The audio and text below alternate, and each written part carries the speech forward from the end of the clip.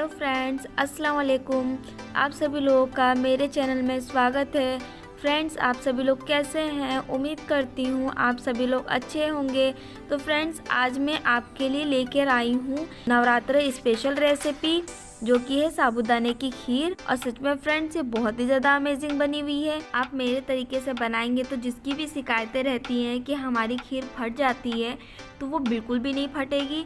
इसीलिए आप मेरे पूरी वीडियो को ज़रूर वॉच कीजिएगा, जिससे आपकी कोई भी स्टेप जो है मिस ना हो और जिससे आपकी खीर बहुत ही ज़्यादा अमेजिंग बने। और आप मेरे चैनल पर नए हैं तो प्लीज़ इस चैनल को सब्सक्राइब ज़रूर कर लीजिएगा, जिससे मेरी सारी वीडियो की नोटिफिकेशन आप तक तुरंत मिल सके। अगर आपको मेरी ये वीडियो पसंद आई हो तो प्लीज़ इस वीडियो को लाइक ज़रूर करिएगा और ये खीर बना के ज़रूर ट्राई करिएगा और मुझे कमेंट में अपना फीडबैक ज़रूर दीजिएगा कि आपकी रेसिपी कैसी बनी थी। चलिए अब स्टार्ट करते हैं और देख लेते हैं हमारी साबूदाना की खीर कैसे बनती है और इसके लिए हमें क्या क्या इंग्रेडिएंट्स की आवश्यकता होगी। साबूदाने की खीर बनाने के लिए हमें जो भी इंग्रेडिएंट्स की आवश्यकता है ये आपके सामने है।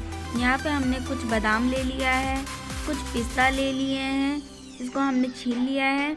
यहाँ पे हमने साबूदाना ले लिया है। यहाँ पे हमने ये बारीक वाला साबूदाना लिया है।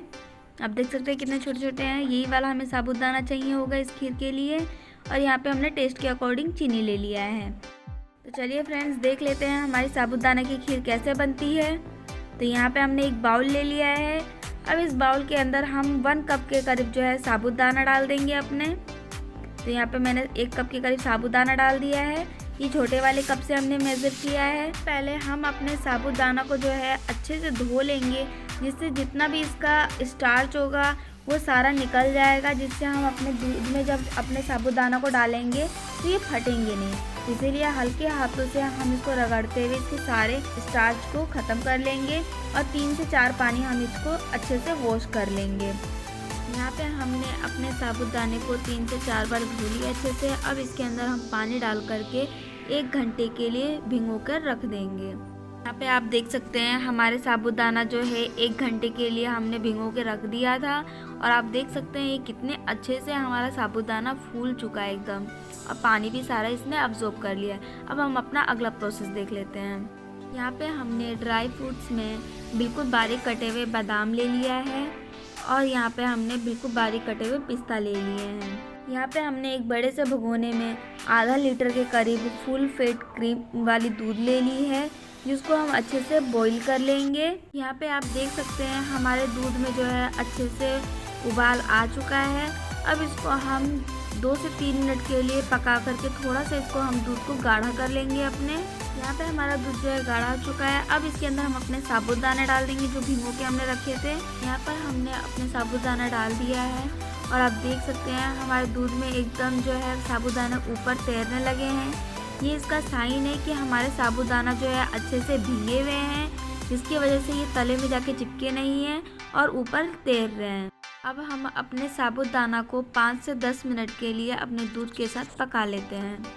यहाँ पे हमने 10 मिनट के लिए साबूदाना को दूध के साथ अच्छे से पका लिया है। अब इसके अंदर हम टेस्ट के अकॉर्डिंग चीनी डाल देंगे।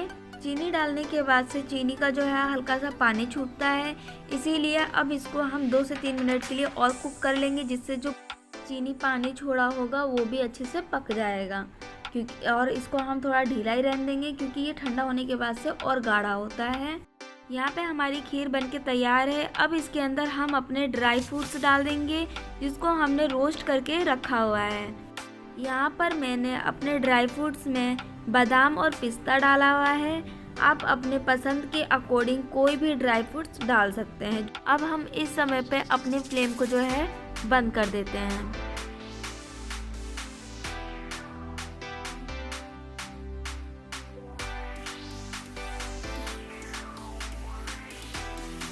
अब यहाँ पर हम थोड़ा सा बादाम और पिस्ते से इसको गार्निश कर देंगे।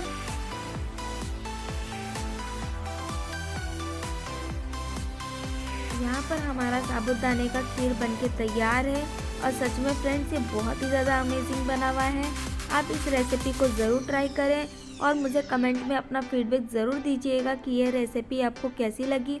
और अगर आपको ये रेसिपी मेरी अच्छी लगी हो तो प्लीज़ इस वीडियो को लाइक ज़रूर करिएगा। अगर फ्रेंड्स आपको मेरी रेसिपीज़ अच्छी लगती हों तो इसी तरह की रेसिपी और देखने के लिए आप मेरे चैनल को सब्सक्राइब ज़रूर करिएगा, जिससे मेरी सारी न्यू रेसिपी की नोटिफिकेशन आप तक तुरंत मिल सके और आप मेरी वीडियोस को देख सकें। तो थैंक यू फ्रेंड्स, इसी तरीके से अपना प्यार बनाए रखिए मेरे पे। तो मिलते हैं नेक्स्ट रेसिपी के साथ। Bye bye friends.